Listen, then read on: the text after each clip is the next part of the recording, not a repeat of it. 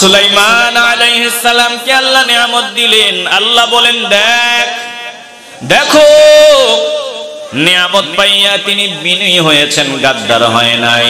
ওয়ালাকাদ আতাইনা দাউদা ওয়া সুলাইমানা ইলমা وقال الحمد لله الذي فضلنا على كثير من عباده المؤمنين।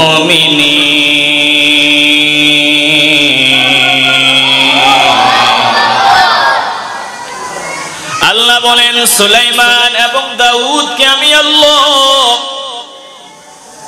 দুনিয়ার বলে দিন এবং দুনিয়ার জ্ঞান দান করেছিলাম।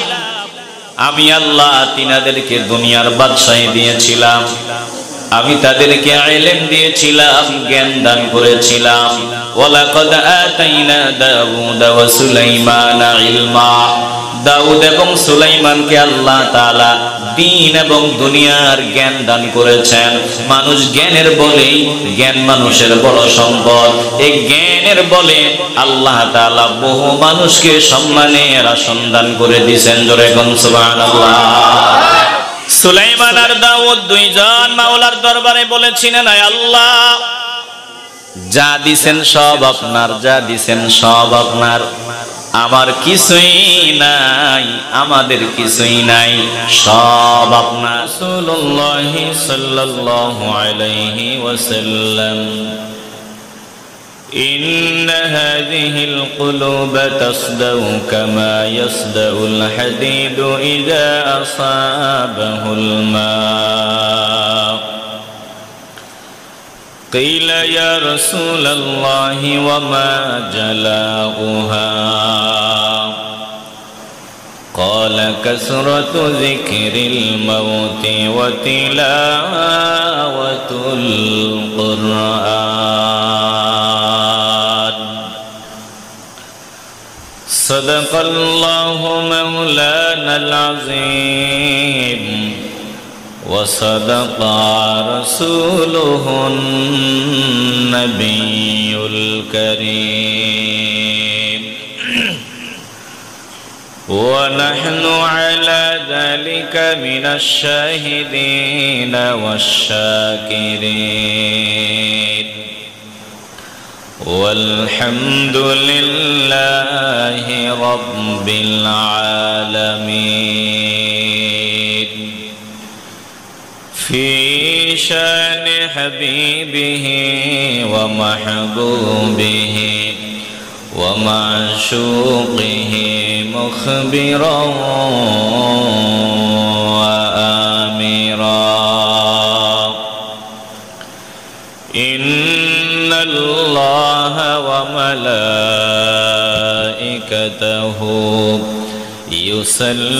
يصلون على النبي يا أيها الذين آمنوا صلوا عليه وسلموا تسليما اللهم صل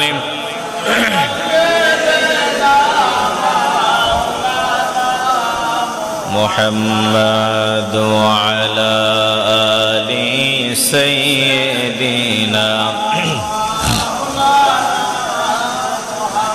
दिल खुले मोहब्बते ऊंचू आवाज़ें पढ़े अल्लाहुम्मा सल्ली अला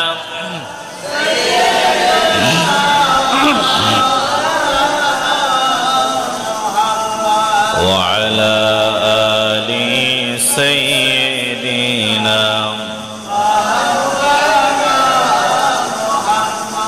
रहमत बरकत मगफिरतेर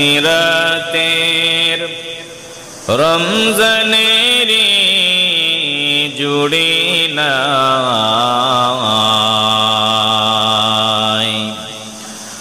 মাফ করে দাও ওগো আল্লাহ গুনাহগার আমরা সবাই আল্লাহুম্মা সামনে আসলে সামনে মুহাম্মাদ ওয়া আলা আলি সাইয়্যিদিনা মাওলানা দিল খুলে জিকির করে লা ইলাহা ইল্লাল্লাহ জোরে লা ইলাহা ইল্লাল্লাহ লা ইলাহা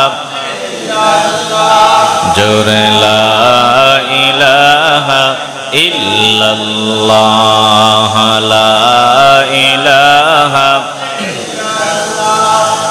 লা ইলাহা ইল্লাল্লাহ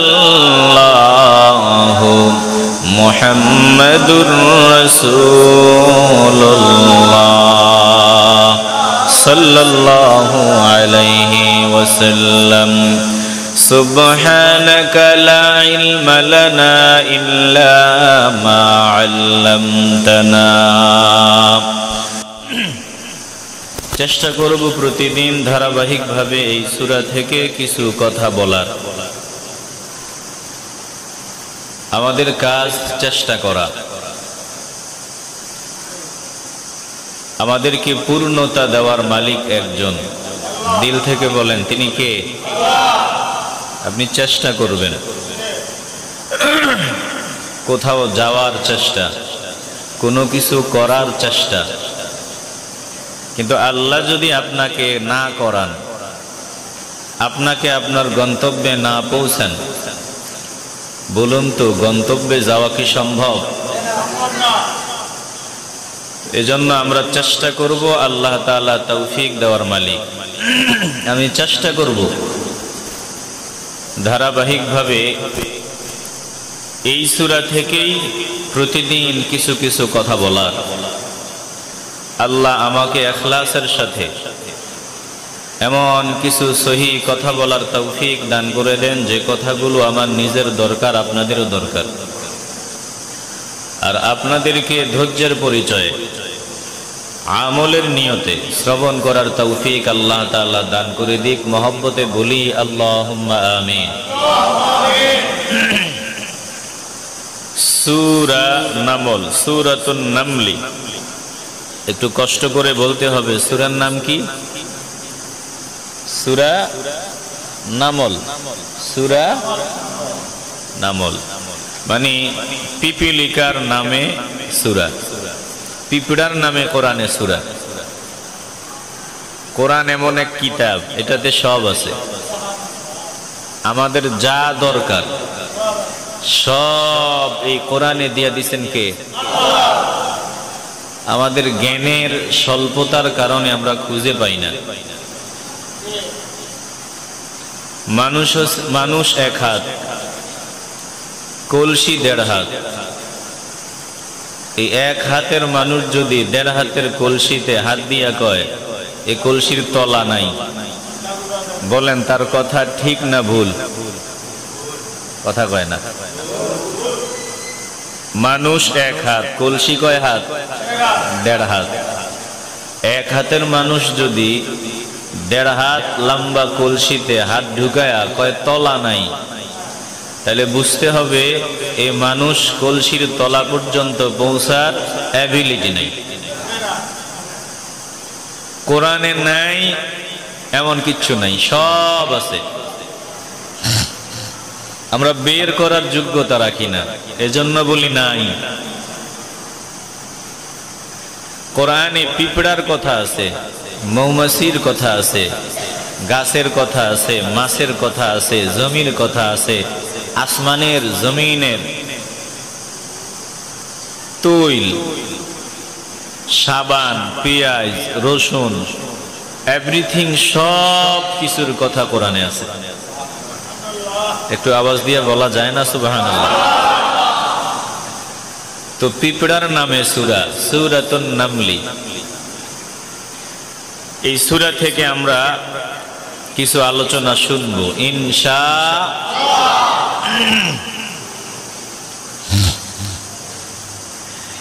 এই সূরাটা মাক্কি জীবনের মাঝামাঝি পর্যায়ে নাজিল হয়েছে। নবীজির মাক্কি জীবনের মাঝামাঝি সময়ে এই সূরা নাজিল হয়েছে। এই সূরা আলোচনার দিক থেকে দুইটা অংশ। সবাই একটু বলতে হবে, আলোচনার দিক থেকে কয়টা অংশ? দুইটা। বহু আলোচনা আছে এই সূরায়, তো এত কথা বললে তো আপনাদের মনে রাখা সম্ভব হবে না। এজন্য যেভাবে বললে মনে রাখা সম্ভব হয় আমরা ওইভাবে বলার চেষ্টা করব। আলোচনার দিক থেকে এই সূরাতে দুইটা অংশ। সবাই বলতে হবে, কয়টা অংশ? দুইটা অংশ। প্রথম অংশ প্রথম রুকু থেকে চতুর্থ রুকুর শেষ অংশ পর্যন্ত একটা অংশ। এই সূরার প্রথম রুকু থেকে চতুর্থ রুকুর শেষ অংশ পর্যন্ত একটা অংশ, আর পঞ্চম রুকু থেকে শেষ পর্যন্ত আরেকটা অংশ। কথা বুঝতে অসুবিধা হয় না তো? প্রথম রুকু থেকে চতুর্থ রুকুর শেষ অংশ পর্যন্ত এই অংশে আল্লাহ তাআলা বুঝিয়েছেন, জানিয়ে দিয়েছেন যে হেদায়েত লাভের যোগ্য বান্দা কারা। কোরআন থেকে হেদায়েত লাভের যোগ্যতা প্রয়োজন। এই যোগ্য বান্দা কারা এই সূরায় আল্লাহ তাআলা জানায় দিয়েছেন প্রথম রুকুতে।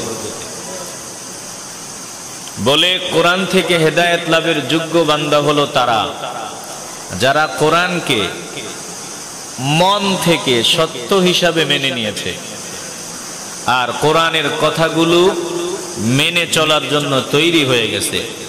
এই বান্দাগুলাই কোরআন থেকে হেদায়েত লাভ করবে। সুবহানাল্লাহ বললে মনে হয় গুনাহ হয়। বলুন তো, কোরআন থেকে সবাই কি হেদায়েত পাবে? কোরআন থেকে সবাই হেদায়েত পাবে না। কোরআন থেকে হেদায়েত পাবে তারা যারা কোরআন বিশ্বাস করে, কোরআনের সব কথা সত্য এটা বিশ্বাস করে, তারাই কোরআন থেকে হেদায়েত পাবে। আর এছাড়া যারা কোরআনকে সত্য হিসাবে বিশ্বাস করে না, তারা কোরআন থেকে হেদায়েত পাওয়ার যোগ্য। এরপরে এই সূরায় তিন কিসিমের মানুষের কথা বলা হয়েছে। প্রথমে বলা হয়েছে ফেরাউন, সামুদ, লূত, এই বড় বড় গাদ্দারদের কথা। এই গাদ্দার সম্প্রদায়, এই জাতির কথা বলা হয়েছে। ফেরাউন, বলেন তো গরিব ছিল না ধনী ছিল? ফেরাউন কোটিপতি। কোটিপতি কি ছিল? রাজা বাদশা ছিল। বলে ফেরাউন, সামুদ জাতি এবং কওমে লূত, এদের কথা এই সূরায় বর্ণনা করা হয়েছে যে এদেরকে আল্লাহ তাআলা নিয়ামত দিছিলেন, সম্পদ দিছিলেন, সুস্থতার নিয়ামত দিয়েছিলেন। এরা সম্পদ পাইয়া, পাওয়ার পাইয়া, সুস্থতার নিয়ামত পাইয়া এরা জঘন্যতম বেয়াদব হয়ে গেছে। এদের কথা আল্লাহ বলছেন কোরআনের এই সূরা নামলের 1 থেকে 4 রুকুর শেষ পর্যন্ত। এই হলো একদল মানুষ যারা নিয়ামত পেয়ে, সুস্থতার নিয়ামত পেয়ে, সম্পদ পেয়ে, ক্ষমতা পেয়ে অহংকারী হয়, গাদ্দার হয়। আছে না আমগো দেশে কিছু মানুষ যে কিছু টাকা পয়সা হইলে ভাবসাব একটু পরিবর্তন হয়ে যায়, তো বুক ফুলায় ফুলায় চলে, মানুষে মানুষ মনে করে না। আসেনি? একটু আওয়াজ লাগবে। আসেনি? এরা কোরআন থেকে হেদায়েত পাবে না। বলে যারা নিয়ামত পেয়ে গাদ্দার হয়, এই গাদ্দাররা কোরআন থেকে হেদায়েত পাবে। কারণ এরা ফেরাউন,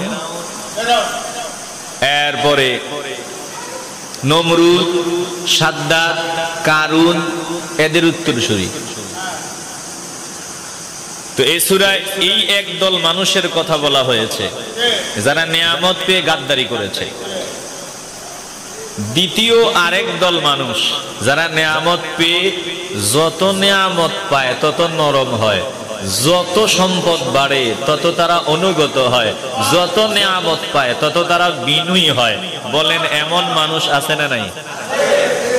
এদেরকে ভালোবাসেন কে? আসতে বলবেন না, জোরে বলেন। এই বান্দাদের মধ্য থেকে এই সূরার 1 থেকে 4 রুকুর শেষ পর্যন্ত সুলাইমান নবীর দিকে আমাদেরকে তাকানোর কথা বলা হয়েছে যে সুলাইমান আলাইহিস সালামের দিকে নজর দাও।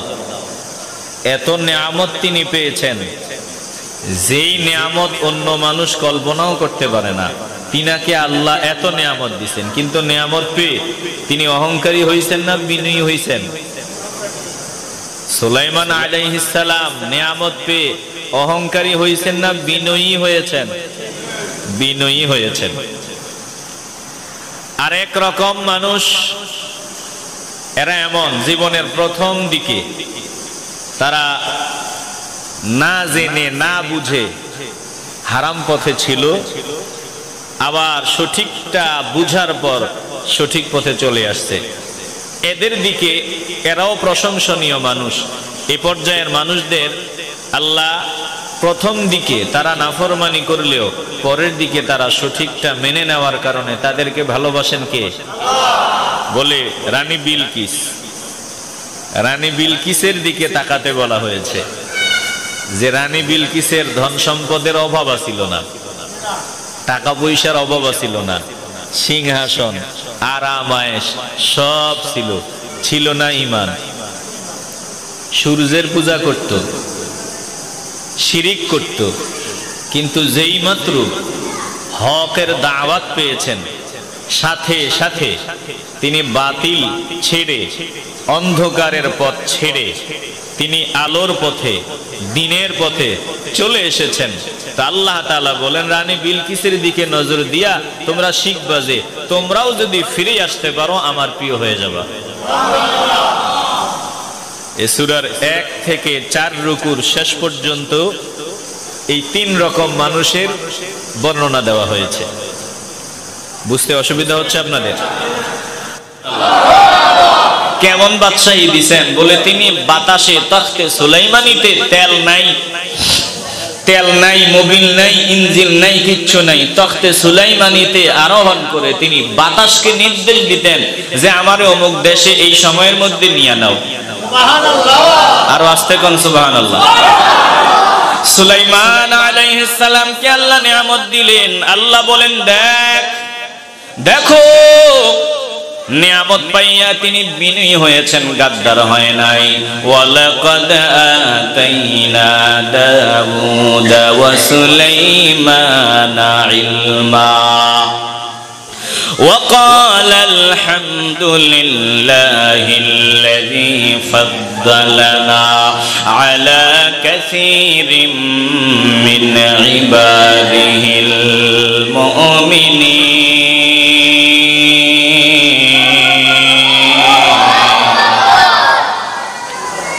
আল্লাহ বলেন সুলাইমান এবং দাউদকে আমি আল্লাহ দুনিয়ার বলে দিন এবং দুনিয়ার জ্ঞান দান করেছিলাম। আমি আল্লাহ তিনাদেরকে দুনিয়ার বাদশাহী দিয়েছিলাম, আমি তাদেরকে ইলম দিয়েছিলাম, জ্ঞান দান করেছিলাম। ওয়ালাকাদ আতাইনা দাউদা ওয়া সুলাইমানা ইলমা। দাউদ এবং সুলাইমানকে আল্লাহ তাআলা দিন এবং দুনিয়ার জ্ঞান দান করেছেন। মানুষ জ্ঞানের বলে, জ্ঞান মানুষের বড় সম্পদ। এই জ্ঞানের বলে আল্লাহ তাআলা বহু মানুষকে সম্মানের আসন দান করে দিয়েছেন। জোরে কোন সুবহানাল্লাহ। তিনাদেরকে বাদশাহীর জ্ঞান দিয়েছেন, আবার মাওলারে কেমনে পাওয়া যায় এই জ্ঞানও দিয়েছেন কে? সুলাইমান আর দাউদ দুইজন মাওলার দরবারে বলেছিলেন আয় আল্লাহ যা দিছেন সব আপনার, যা দিছেন সব আপনার। আমার কিছুই নাই, আমাদের কিছুই নাই, সব আপনার।